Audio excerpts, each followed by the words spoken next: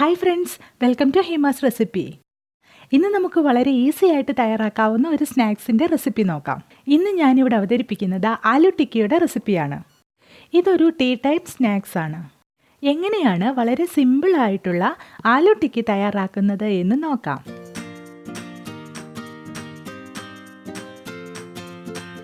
അപ്പോൾ നമുക്ക് ആലു ടിക്കി തയ്യാറാക്കാൻ തുടങ്ങാം. ഇതിനു വേണ്ടി ഞാനിവിടെ 3 മീഡിയം സൈസിലുള്ള പൊട്ടറ്റോസ് ആണ് എടുത്തിരിക്കുന്നത്. ഇത് നന്നായിട്ട് വേവിച്ച് ക്ലീൻ ചെയ്ത് വെച്ചിരിക്കുന്നതാണിത്. ഇനി നമുക്കിത് നന്നായിട്ട് ഉടച്ചെടുക്കണം. ഇങ്ങനെ ഒരു മാഷർ ഉപയോഗിച്ച് നന്നായിട്ട് നമുക്ക് ഉടച്ചെടുക്കാം. ഇനി നമുക്കൊരു പാനിലോട്ട് 1 ടേബിൾ സ്പൂൺ എണ്ണ ഒഴിക്കാം. എണ്ണ ചൂടായി കഴിയുമ്പോൾ ഇതിലേക്ക് ഒരു വലിയ സൈസിലുള്ള സവോള ചെറുതായി അരിഞ്ഞത് ചേർത്ത് നന്നായിട്ട് വഴറ്റി കൊടുക്കാം.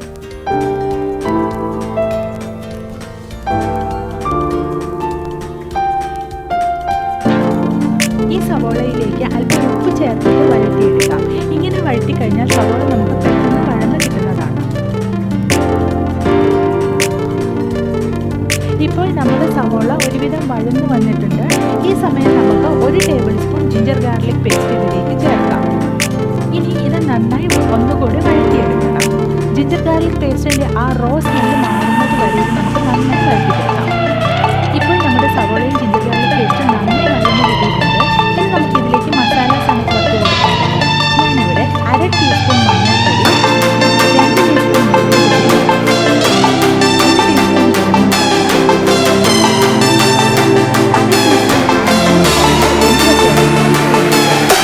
ഈ പൊടികളുടെ പച്ചമണമൊക്കെ മാറുന്നത് വരെ നന്നായി വഴറ്റുക.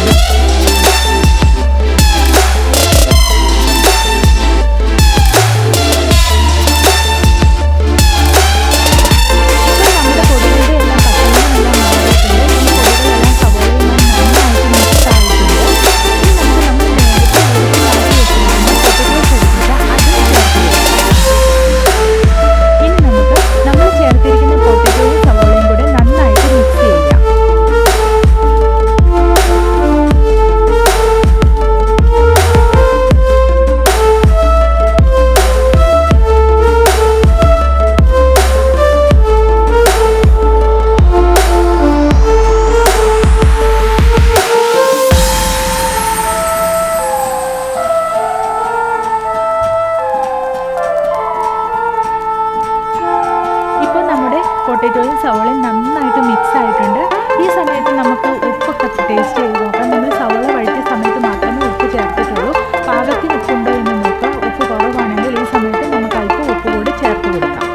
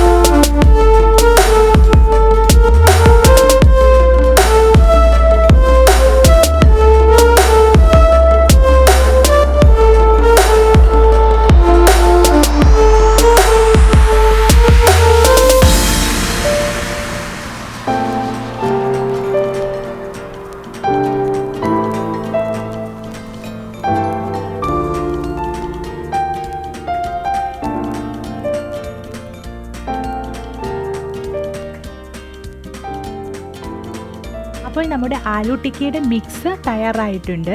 നമുക്കിനി ഈ മിക്സ് ചൂടാറാൻ വേണ്ടി വയ്ക്കാം.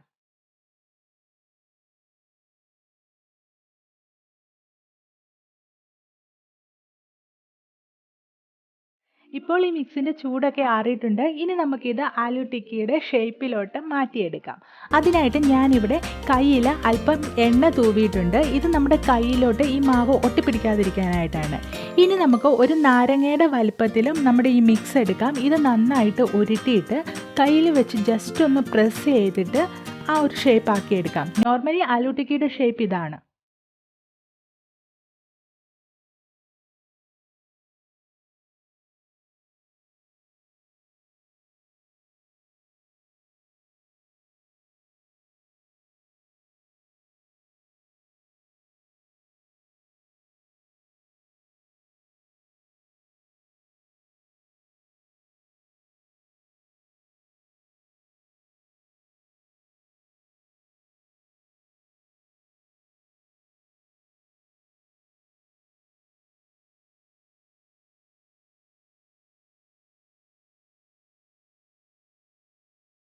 അങ്ങനെ നമുക്ക് ഈ മിക്സ് മുഴുവനും ഇതുപോലെ ഒരു ഷേപ്പിൽ ആക്കിയെടുക്കാം.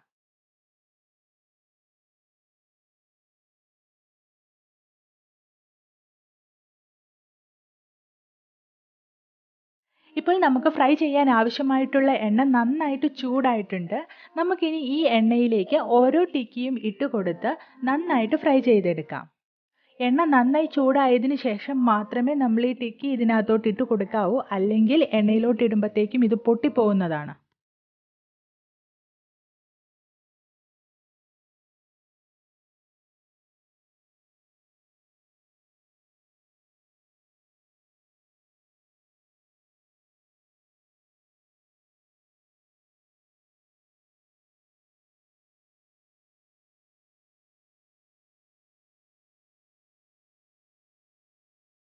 ഇപ്പം നമ്മുടെ ആലു ടിക്കിയുടെ ഒരു വശം നന്നായി ഫ്രൈ ആയിട്ടുണ്ട്. ഇനി നമുക്കിത് തിരിച്ചിട്ട് കൊടുക്കാം.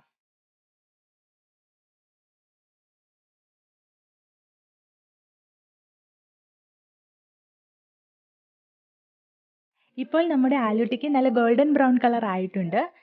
ഇനി നമുക്കിത് എണ്ണയിൽ നിന്ന് മാറ്റാം.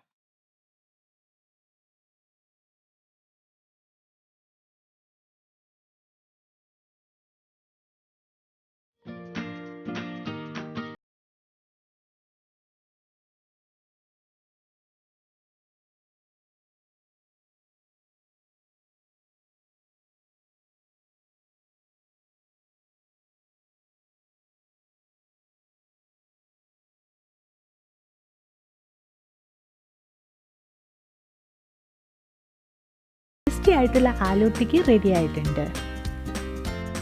അപ്പോൾ ഈ റെസിപ്പി എല്ലാവർക്കും ഇഷ്ടമായി എന്ന് വിശ്വസിക്കുന്നു. ഇഷ്ടമായാൽ ലൈക്ക് ചെയ്യാനും ഷെയർ ചെയ്യാനും മറക്കല്ലേ.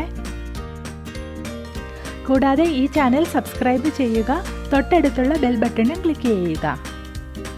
അപ്പോൾ മറ്റൊരു റെസിപ്പിയുമായി വീണ്ടും കാണാം. ബൈ.